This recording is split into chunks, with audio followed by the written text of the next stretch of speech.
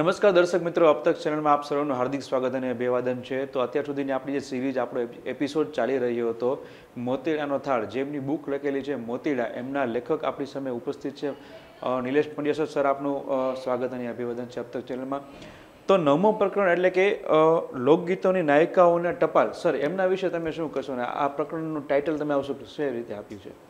હા, મોતીડા જે મારું પુસ્તક છે એનું 9મું પ્રકરણ એટલે કે આજનો આપણો આ 9મો એપિસોડ, એનું શીર્ષક છે લોકગીતોની નાયિકાઓના ટપાલી। જી, એટલે આપણે કોઈ પણ ટપાલી સાથે મોકલતા, પોસ્ટ વિભાગની સેવા હજી પણ ચાલુ છે વર્ષોથી।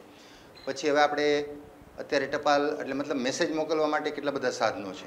આજે કોઈ પણ એક સ્ત્રી સાસરે હોય, 200 કિલોમીટર દૂર હોય, 500 કિલોમીટર દૂર હોય, વિદેશમાં હોય કે ગામથી 10 કિલોમીટર દૂરના ગામમાં હોય, એ ઈચ્છે તો પોતાના માતા પિતા સાથે અથવા પોતાના પરિવાર સાથે પોતાના પિયરમાં દિવસમાં 5 વાર વાત કરી શકે, 10 વાર વાત કરી શકે। મોબાઈલ ઉપલબ્ધ છે। એ ધારે તો ઘરમાં કઈ રસોઈ બની રહી છે અથવા પોતાના ઘરમાં પોતે કઈ રેસીપી અત્યારે અમલમાં મૂકી છે ને શું બનાવે છે એ વિડીયો કોલિંગ દ્વારા કહી શકે છે, આપણી પાસે ઉપલબ્ધ છે। આનાથી થોડા આગળ જઈ, એક સમય ટેલિફોન નહોતો, જ્યારે મોબાઈલ નહોતા 25-30 વર્ષ પહેલાં, ત્યારે સુખી લોકોની ઘરે ટેલિફોન હતા, તો ટેલિફોનથી વાતચીત સ્ત્રી છે એ પોતાના પિયરમાં કરી શકતી હતી। કોઈ બેન છે પોતાના પિયરમાં વાત કરી શકે, પિયરવાળા એમની સાથે વાત કરી શકે।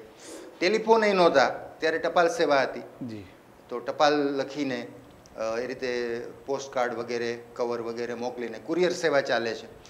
પણ એ કાંઈ જ નહોતું ત્યારે। શું 200 વર્ષ પહેલાં, 300 વર્ષ પહેલાં, 500 વર્ષ પહેલાં, જ્યારે બહેનોને લખતા નહોતું આવડતું, શિક્ષણ નહોતું, કોઈ એવી વ્યવસ્થા નહોતી ટપાલની, તો એક ગામની સ્ત્રી બીજા ગામમાં સાસરે છે, એક ગામની દીકરી બીજા ગામમાં છે, એણે એના માતા પિતાને સંદેશો મોકલવો છે તો કેવી રીતે મોકલે? કોઈ જ સેવા ઉપલબ્ધ નથી તમારી પાસે, કેવી રીતે મોકલો? અને બીજું, પિયરમાં જવાનું તો 6 મહિને વર્ષે એકવાર વારો આવે, તો સુખ દુઃખની કંઈક વાત કરવી છે, અમસ્તું ઘરના સભ્યો સાથે વાત કરવાની ઈચ્છા થઈ, માતા પિતા સાથે, ભાઈ બહેન સાથે, કેવી રીતે વાત કરે? તો મોટે ભાગે આપણે ત્યાં કાલિદાસના નાટકોમાં જેમ વાદળ સાથે સંદેશો મોકલાની વાત છે, એ જ પ્રકારની વ્યવસ્થા અહીંયા આપણા ગુજરાતી લોકગીતોમાં પણ છે। તો કેવી રીતે બહેનો સંદેશા મોકલતી હતી? પક્ષીઓ સાથે સંદેશા મોકલાતા હતા, ચાંદાને કહીને સંદેશો મોકલાતો, સંદેશો મળતો હશે કેમ મને ખબર નથી, પણ એવા ઉદાહરણ છે લોકગીતોમાં, એવી વાતો છે। ચાંદા સાથે સંદેશો મોકલો, એવા ગીતના દાખલા છે। પક્ષીઓ સાથે સંદેશો મોકલો અને ત્યાંથી જવાબ પણ આવ્યો, એવા પણ દાખલા છે। હા, એટલે પક્ષીઓ અને ચાંદા સાથે સંદેશા મોકલાતા હતા, એવી વાતો આપણા લોકગીતોમાં છે। એટલે મેં આ શીર્ષક એટલે રાખ્યું છે કે લોકગીતોની નાયિકાઓને ટપાલી કોણ છે? તો આપણા પક્ષીઓ છે, આપણો ચાંદો છે, આ બધા એને ટપાલી છે। સર તમે વાત જે કરી કે ચાંદાઓ સાથે અને પક્ષીઓ સાથે સંદેશા મોકલે, એની લોકગીતો સાથેની શું સંકળાયેલા છે અને એ કેવી રીતે મોકલાવવામાં આવતા? હા, કે સંદેશો મોકલાવો તો એ ક્યાં સુધી, કેવી રીતે પહોંચતો ત્યાં સુધી પક્ષીઓ દ્વારા? એક એવું લોકગીત મળે છે, ચાંદલિયા વીરા માને આટલું કહેજે। ગીત લાંબુ છે, મને આખું નથી આવડતું, અત્યારે યાદ નથી મને। આ પ્રકરણમાં મેં લખ્યું છે, થોડા એના અંતરા લખ્યા છે। તો ચાંદલિયા વીરા માને આટલું કહેજે, એવું કંઈક લોકગીત છે। તો એ એક સ્ત્રી છે, એને ઈચ્છા એવી છે કે પોતે પરણીને આવી છે, પછી પિયર નથી ગઈ, તો આણું તેડવાની એક પરંપરા આપણે ત્યાં હતી કે સ્ત્રી પરણીને જાય પછી થોડોક 4 મહિના 6 મહિના રોકાય, પછી એના પિયરના સભ્યો આવે ને આણું તેડી જાય, પોતાના પિયર લઈ જાય, પછી 2 મહિના 4 મહિના 6 મહિના ક્યારેક વરસ રોકાય, ક્યારેક પ્રસૂતિ પછી પણ વરસ બહેનો રોકાતી હતી, એવા એને આણું વાળવું ને આણું તેડવું એવું કહેતા હતા। તો આણું મને તેડી જાઓ એવો એક સંદેશો એક સ્ત્રી છે મોકલે છે પોતાના પિયરમાં, કોની સાથે? તો ચાંદા સાથે। ચાંદલિયા વીરા માને કહેજે, માને આટલું કહેજે કે આણા મોકલે। હવે ચાંદા સાથે સંદેશો મોકલો, આપણને થાય ચાંદો સાંભળે, ચાંદો ક્યાં છે, આપણે ક્યાં છીએ, એને એ કેવી રીતે સાંભળે અને કેવી રીતે એના પિયરમાં સંદેશો આપે? પણ આણે ચાંદા સાથે એટલે વાત કરી, એનો તર્ક એવો છે એમાં કે એને ખબર પડી કે ચાંદો આજે મારા ગામમાં અત્યારે ઉગ્યો છે, તો થોડી વાર પછી મારા પિયરમાં જવાનો જ છે। આજે અહીં ઉગ્યો છે, અત્યારે મારા ગામમાં ચાંદો મને દેખાય છે, તો હમણાં થોડી વાર પછી મારા પિયરમાં દેખાશે, ત્યાં પણ જવાનો છે, તો હું એની સાથે સંદેશો મોકલું ને તો મારો સંદેશો મળી જાય। બહેનો બહુ ભોળા હતા, આજે ભોળા હોય છે। તો ચાંદા સાથે સંદેશો મોકલાના કેટલાક ગીતો મળે છે, એક ગીતનો મેં આ દાખલો આપ્યો પછી બીજા દાખલા છે લોકગીતોમાં પક્ષીઓ સાથે. પક્ષીઓ સાથે બહુ જાણીતું લોકગીત છે જેનો હું વારંવાર ઉલ્લેખ કરું છું, લગભગ દરેક એપિસોડમાં એનો ઉલ્લેખ કરું છું. દાદાઓ દીકરી વાગડમાં ના દેજો રે સઈ. એમાં પોતાના પિતાને સંદેશો મોકલે છે સ્ત્રી. ઉડતા પંખીડા વીરા ઉડતા પંખીડા, મારો સંદેશો લઈ જાજો રે સઈ. દાદાજીને કેજો કે દીકરી કુએ પડે રે, દાદા હો દીકરી. એણે કીધું પોતે બહુ દુઃખી છે એટલે મારા દાદાને જઈને કહેજે પંખી મારો સંદેશો તું લઈ જા, અને મારા પિતાને જઈને કહી દેજે કે હવે હું કૂવામાં પડી જવાની છું, હું હવે દુઃખ સહન નથી કરી શકતી. તો અહીંયા લોકગીત પૂરું નથી થઈ જતું. જુઓ અહીંથી પાછો પિતાનો જવાબ આવે. પક્ષી સાથે સંદેશો મોકલો. પક્ષી સંદેશો આપતું હશે કે કેમ ખબર નથી, ફિલ્મોમાં તો આપે છે, આપણે જોઈએ છીએ. લોકગીતોમાં પણ પાછો જવાબ આવે છે પિતાનો. પિતા શું કહે છે? કુવે ના પડજો દીકરી કુવે ના પડજો, અફીણિયા ના ખાજો રે સઈ. અજવાડી આઠમના આણા આવશે રે, દાદા હો દીકરી. એણે કીધું કે કૂવામાં ના પડતી, અફીણ ના ખાઈ લેતી, ઝેર ના ખાઈ લેતી, આત્મહત્યા ના કરતી. અમે સારું મુહૂર્ત જોઈ અજવાડી આઠમનું અને તને આણું તેડવા માટે આવશું. તો પિતાનો સંદેશો આવ્યો એનો મતલબ એવો થયો કે પક્ષીએ સંદેશો ત્યાં આપ્યો છે ને પાછું પક્ષી જવાબ લઈને પણ આવ્યું છે.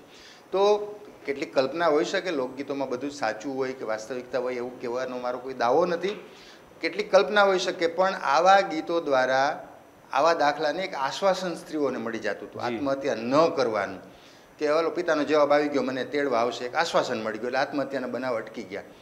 તો આવા દાખલા છે. બીજું એક કુંજ પક્ષી હોય છે, મોટું હોય છે પાંખ, અને આકાશમાં ઉડતું હોય લાઇનસર ઝીણા ઝીણા ઝીણા દેખાતા, એનો ચોક્કસ પ્રકારનો બોલવાનો અવાજ આપણને નીચે સંભળાતો હોય છે. ગામડામાં અમે રહેતા તો કુંજ નીકળતા બહુ ઊંચે ઉડતા હોય છે, આમ લાઈન બંધ જતા હોય છે, અને એક ચોક્કસ એનો રવ હોય બોલવાનો, એક નાદ હોય.